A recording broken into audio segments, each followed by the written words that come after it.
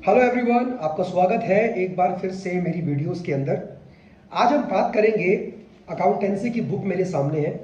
आप अगर देख पा रहे हैं तो 12th क्लास का ये लेटेस्ट जो एडिशन है वो मेरे हाथ में है। हम बात करेंगे पहले चैप्टर के बारे में, accounting for partnership firms fundamentals. तो पार्टनरशिप डीड के ऊपर पहला क्वेश्चन इस वाले चैप्टर का हमने ऑलरेडी डिस्कस किया था।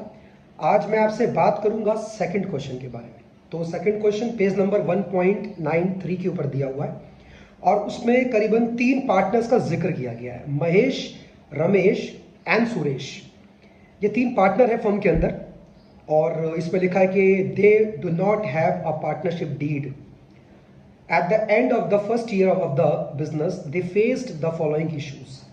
बात बिल्कुल साफ है कि जो 3 पार्टनर्स हैं इनके बीच में कोई रिटन एग्रीमेंट या पार्टनरशिप डीड नहीं है और पहले साल के क्लोजिंग में आते आते इनके सामने कुछ इश्यूज आए हैं जिसका ये हल आपसे मांग रहे हैं। तो आइए हम देखते हैं कि इसके आंसर्स क्या क्या होने चाहिए।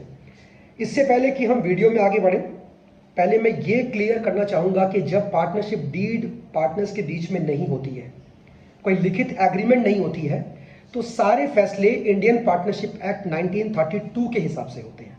मतलब गवर्नमेंट फिर बीच में आती है उनका फैसला करने के लिए। तो यहां लिखा है पहला issue, Mahesh wants that interest on the capital should be allowed to the partners but Ramesh and Suresh do not agree. मतलब जो इसमें पार्टनर है, इसका नाम है महेश, उसका ये मानना है कि सारे पार्टनर्स को उनके कैपिटल कॉन्ट्रीब्यूशंस के ऊपर इंटरेस्ट मिलना चाहिए। मैं आपसे बात कर रहा हूं आईओसी के बारे में। तो ऐसा डिमांड करता है महेश कि मिलना चाहिए और डीड इनके बीच में नहीं है। तो ऐसे में इंडियन पार्टनरशिप एक्ट कहता है कि कोई interest on capital allow partners को नहीं किया जाएगा।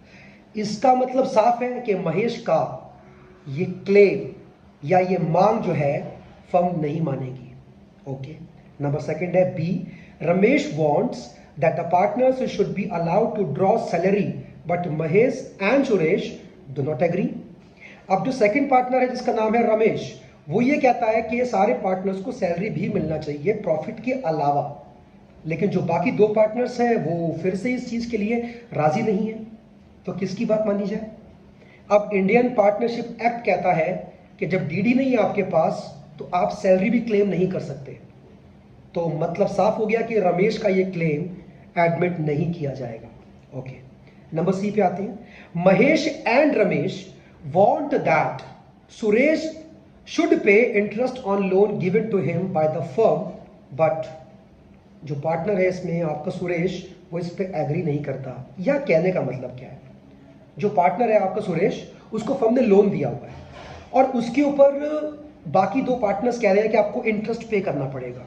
सुरेश एक पार्टनर है और फर्म ने उस पार्टनर को लोन दिया हुआ है। तो बाकी 2 पार्टनर कह रहे हैं कि क्योंकि फर्म ने आपको लोन दिया तो उसके ऊपर आपको इंटरेस्ट पे करना है। सुरेश इंटरेस्ट पे करने को तैयार नहीं है। क्या किया जाए?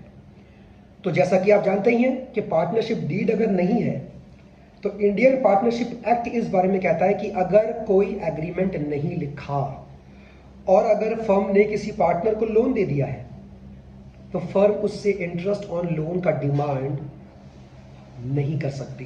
बिल्कुल सही सुना आपने, फर्म नहीं मांग सकती। ओके, नंबर डी पे आते हैं, Mahesh and Ramesh having contributed more capital desire that the profit should be distributed in the ratio of their capital contribution but Suresh does not agree.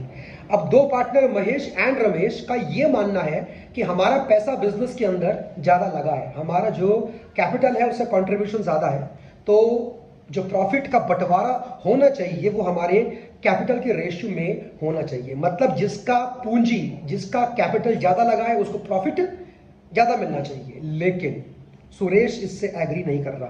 क्या किया जाए? 2 पार्टनर्स हैं, एक पार्टनर अगेंस्ट है, 2 पार्टनर की उसमें रजामंदी है, तो मतलब 2 की बात मानी जाएगी, मेजॉरिटी रूल को फॉलो किया जाएगा। जवाब है नहीं। इंडियन पार्टनरशिप एक्ट कहता है कि अगर डीड नहीं है तो रेशियो प्रॉफिट का इक्वल रहेगा। मतलब प्रॉफिट शेयरिंग रेशियो इसमें 1:1:1 ही रहेगा। तीनों पार्टनर्स को प्रॉफिट बराबर का मिलेगा। कोई कंट्रीब्यूशन ज्यादा करके ज्यादा प्रॉफिट का डिमांड नहीं कर सकता। डीड होती, उसमें ये बात लिखी होती तो एक अलग बात थी, लेकिन डीड ही नहीं है, तो ऐसे में सबको इक्वल मिलेगा। तो कहने का मतलब ये है। तो ये था हमारा आज की वीडियो, और उम्मीद करता हूँ आपको ये ढंग से क्लियर भी हुआ होगा। अगर आप चाहते हैं कि मेरी वीडियोस और भी आए तो उसके लिए मुझे आपका साथ चाहिए, आपका सपोर्ट चाहिए। मिलते हैं अगली वीडियो के अंदर। Thank you and all the best.